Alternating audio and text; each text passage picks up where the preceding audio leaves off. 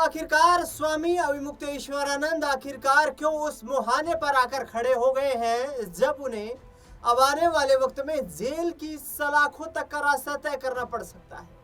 जी हाँ, उत्तर प्रदेश की राजनीति नहीं बल्कि देश भर में स्वामी अविमुक्तेश्वरानंद का वो मुद्दा लगातार चर्चा में घूम रहा है, जिस मुद्दे को लेकर अविमुक्तेश्वरानंद इस वक्त कानून के शिकंजे में कसे हुए हैं।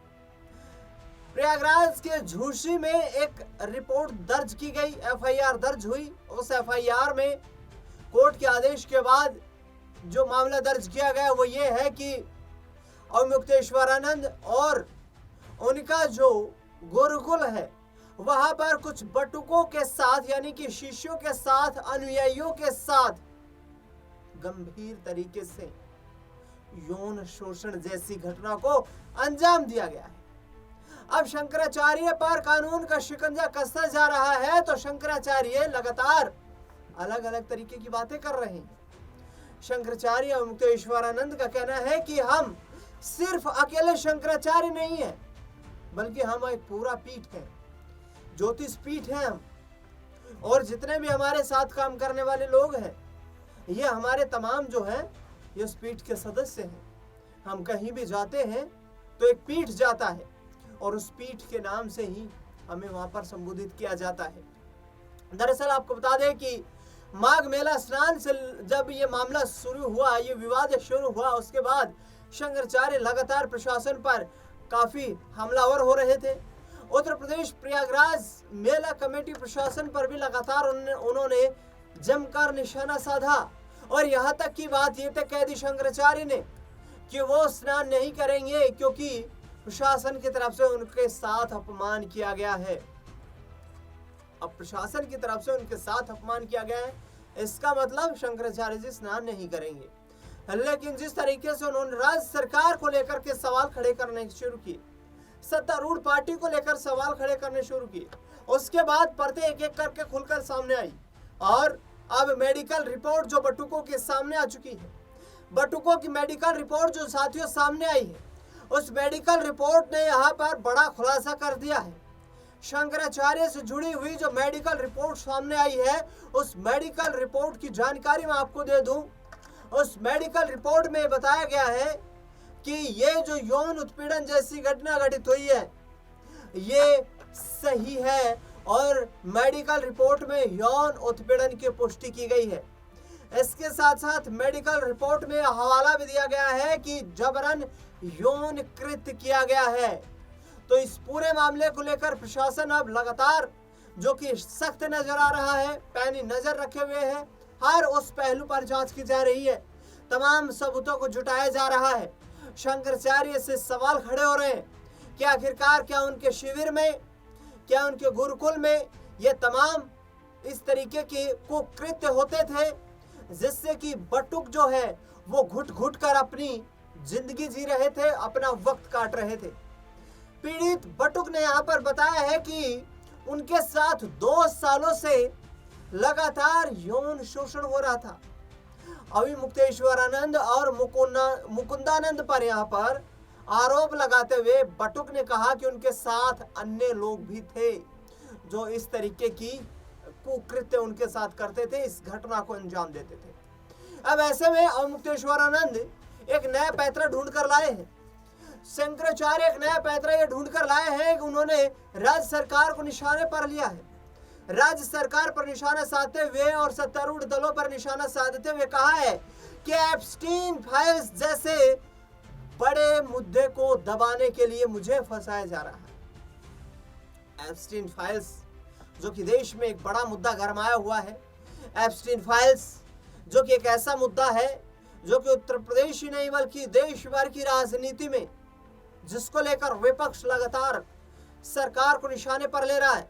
शंकराचार्य ने भी अब वही बयान दे दिया है और उनका कहना है कि एप्स्टीन जैसे बड़े मुद्दे को दबाने के लिए हमें फंसाया जा रहा है। इसके आगे उन्होंने कहा कि बदनाम करने की कोशिश की जा रही है। सत्तारूढ़ भारतीय जनता पार्टी पर निशाना साधते हुए शंकराचार्य ने कहा कि उन्हें आवाज उठाने पर लाठी खाई है, मुकदमे झेले हैं और अब जेल भेजने की यातना दी जा रही है। ये शंकराचार्य का कहना है कि अब उन्होंने जो आवाज उठाई उसके एवज में लाठियां खाई, फिर मुकदमा हुआ, अब जेल भेजे जाने की तैयारी है। शंकराचार्य अब इस तरीके की बातें करते हुए नजर आ रहे हैं। इससे पहले उन्होंने कहा था कि 3 तरीके की अदालत होती है, एक निचली अदालत होती है, एक हाई कोर्ट होता है, एक सुप्रीम कोर्ट होता है।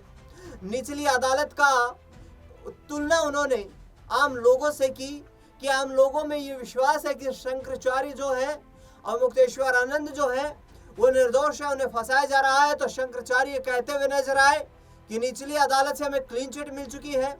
हाई कोर्ट यानी कि अंतरात्मा ये गवाही दे रही है कि उन्होंने कोई गलत काम नहीं किया है, यह दावा शंकराचार्य की तरफ से किया गया।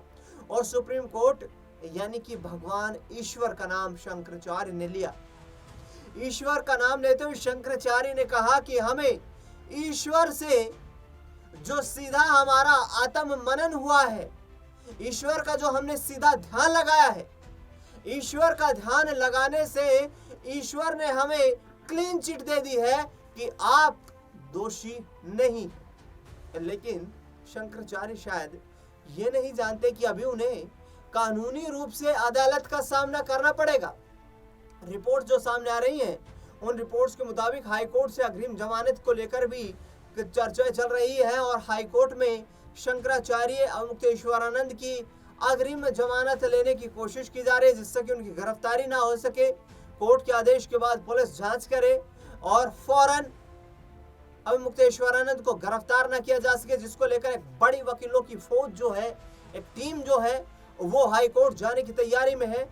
हाई कोर्ट में मुक्तेश्वरानंद को लेकर के सुनवाई की बातें सामने आ रही है कि आगामी दिनों में शंकराचार्य को लेकर सुनवाई हो सकती है और उसके बाद उनकी अग्रिम जमानत याचिका दाखिल की जा सकती है, जिसके आधार पर कोर्ट ये तय करेगा कि उन्हें अग्रिम जमानत दी जानी चाहिए या नहीं दी जानी चाहिए। लेकिन जो मेडिकल रिपोर्ट सामने आई, जो बटुक का बयान सामने आया, उसने शंकराचार्य का पूरा यहाँ पर कहीं ना कहीं कथित तौर पर जो आरोप लगा है उसका पर्दाफाश कर दिया।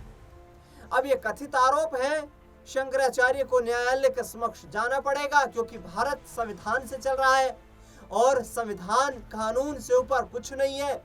चाहे वो कितनी बड़ी पीठ पर बैठा हुआ कोई शंकराचार्य महंत मठ का मठाधीश क्यों न हो, चाहे कितनी भी बड़ी कुर्सी पर बैठा हुआ कोई ब्यूरोक्रेट क्यों ना हो, कोई मंत्री, संतरी, प्रधानमंत्री, मुख्यमंत्री क्यों ना हो, सबको आखिरकार कानून का पालन करना होता है।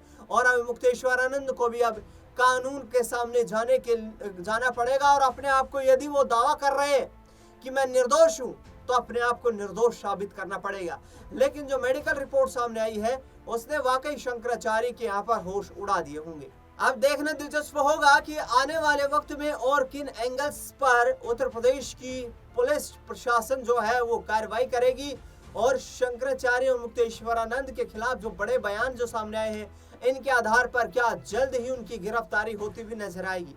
क्योंकि बटुक का जो बयान सामने आया है वो वाकई हैरत अंगेज कर देने वाला बयान है। इसके बाद मेडिकल रिपोर्ट जो सामने आई है उसमें भी ये पाया गया है कि पीड़ित की जो मेडिकल रिपोर्ट है उसके अनुसार उसके साथ यौन उत्पीड़न हुआ है और जबरन यौन कृत्य जैसी घटना को अंजाम दिया गया है।